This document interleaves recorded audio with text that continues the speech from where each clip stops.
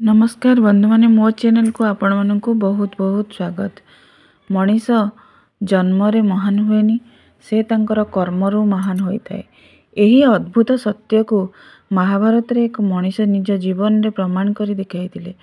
से हेले महादानी कर्ण।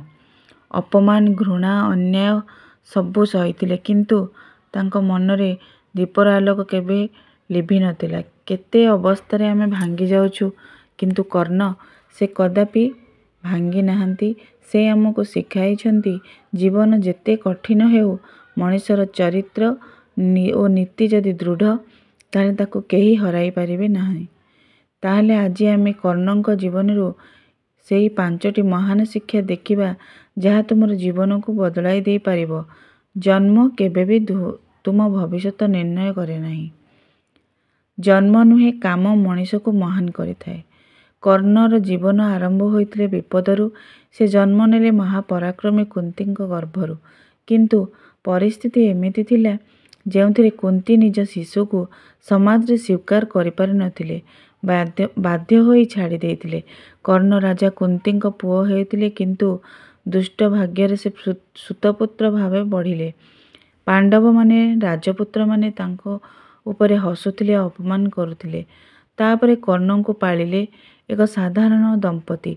से धीरे धीरे बुझिले जे समाज तांको केवल सुतपुत्र बोली देखुची, तांकर प्रतिभा को नुहे। किंतु कर्ण केबे तांको जन्म को नहीं लज्जित होई नथिले। किंतु कर्ण केबे भी एहाकु तांको जीवन रे हेबाकु देई नाहंती।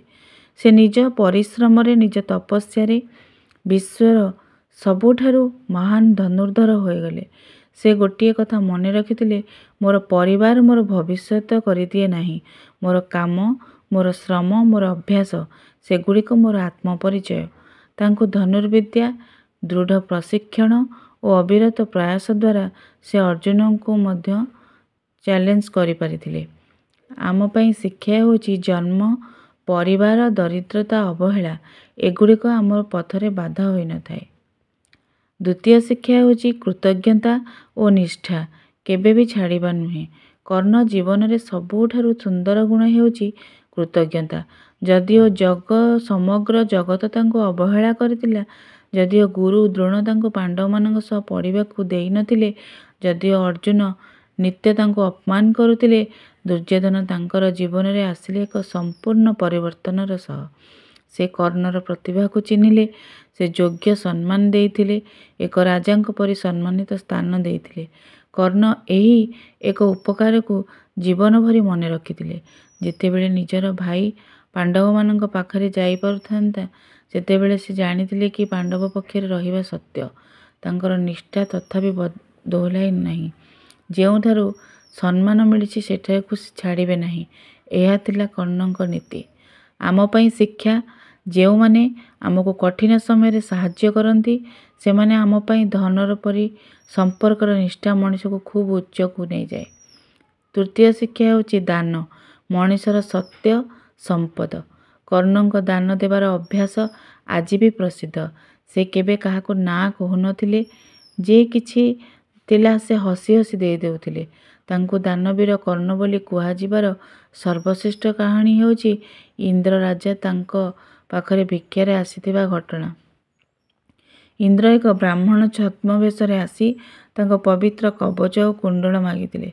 एमिति समय रे जेउंठी सेगुड़िक देले से युद्ध रे जीवन रे विपद रे पड़ी पारिबे, तथापि कर्ण एक मुहूर्त भी भाबी नथिले और से हसी हसी ताहाको देई देइथिले। एथिर शिक्षा होची दान केवल धन नुहे, समय, सहायता, मिष्ठा कथा, ज्ञान और साहाय्य एगुड़िक सबुठारु बड़ दान। चतुर्थ शिक्षा होची निज शक्ति रे विश्वास। कर्ण समान प्रतिभा, समान शक्ति पांडव मानक परि कोनोसी सुविधा पाउनथिले।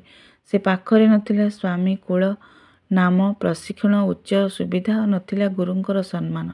तथापि तांकर निज शक्तिर विश्वास सबुठारु महान।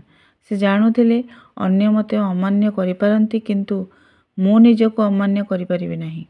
से जेतेबेले ध्यान, प्रशिक्षण, अनुशीलन रे लागि जाउथिले, से जीवन प्रत्येक बाधा को जीतुथिले।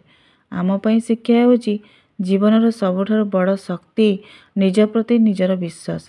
यह थिला जगतर कहार मतामत तुमको रोकी पारिबो नाही। पंचम शिक्षा होची सत्य को स्वीकार। युद्ध पूर्वरु जेतेबेले कुंती आसिले एवं कन्या को सत्य कहिथिले, तुमे मोर प्रथम पुओ, तुमे पांडव।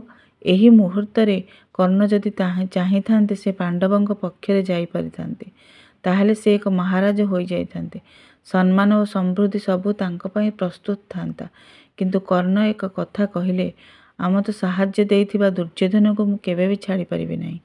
तापरि कर्ण सत्य को स्वीकार कले एवं निज कर्तव्य रे अड़ी जाइथिले।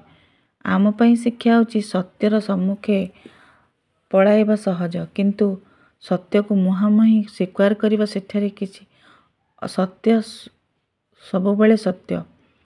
प्रिय दर्शक माने, कर्णंक जीवन आमको शिखाए जन्म आमको परिचय देउनी, आमर कार्य पई और निष्ठा आमको महान करे।